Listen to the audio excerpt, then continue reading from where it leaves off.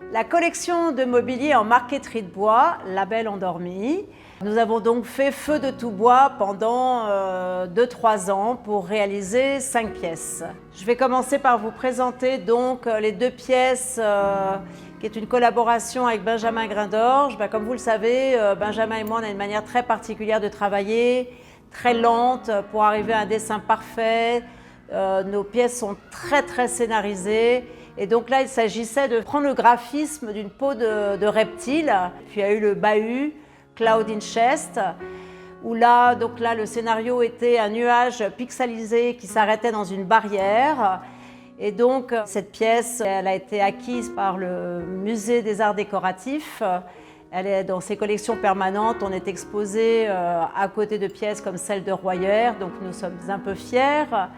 Puis ensuite, il y a le banc Plain Tree qui représente donc le graphisme du camouflage. À partir du moment où on s'était mis d'accord sur cette idée de graphisme, Normal Studio a dessiné un banc et qui s'ouvrait de chaque côté pour les utiliser comme rangement.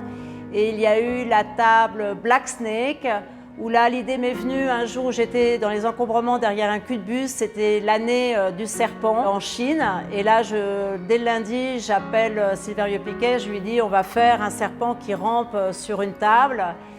Et j'ai eu la chance de trouver un ébène blanc qui vraiment pouvait représenter les écailles d'un serpent. Et à partir de là, je vais vous raconter l'anecdote une fois que je vous aurai présenté la table Illusion de Sébastien Berg, qui a été faite avec plusieurs matériaux, puisque là il y avait du bois et du métal. Le bois, c'était donc de l'ébène, le métal, c'est du cuivre, du laiton et de l'étain. Et là, donc, comme je voulais vraiment que l'on puisse vivre avec ces pièces de marqueterie de bois, parce qu'un marketeur travaille avec effectivement les vernis de l'époque. Et là, moi, il n'était même pas question qu'on utilise des vernis de l'époque pour pouvoir renverser du vin ou de la bougie sans que ce soit un problème. Et donc là, quand le vernis acceptait l'ébène, il n'acceptait pas les métaux. Quand il acceptait l'étain, il n'acceptait pas le cuivre.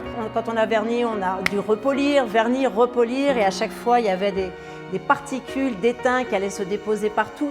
Et donc l'anecdote que je voulais vous raconter précédemment, parce que donc il a fallu que je trouve 25 plaquages différents. Donc j'ai couru la France entière, voire l'étranger pour trouver tous ces plaquages, parce qu'il fallait que les veines aillent les unes avec les autres, que les couleurs soient en harmonie avec les autres. Et comme toujours dans les collections, je démarre très souvent avec des artisans qui sont des vieux de la vieille dans leur technique.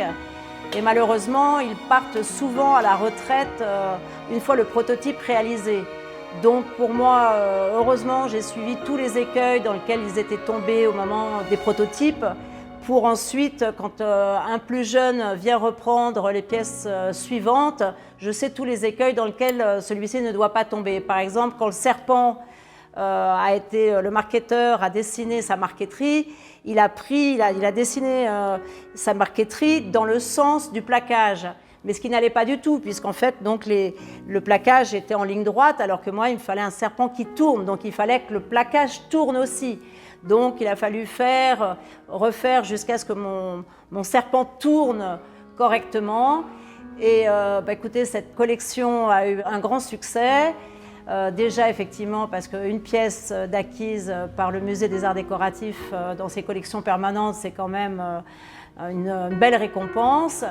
Et la deuxième récompense étant que Emmanuel Gérard, qui est directeur de la Cité de la Tapisserie à Aubusson, en voyant cette collection, s'est dit mais c'est vraiment à Valérie Maltaverne que je dois confier une collection de mobilier en tapisserie d'Aubusson.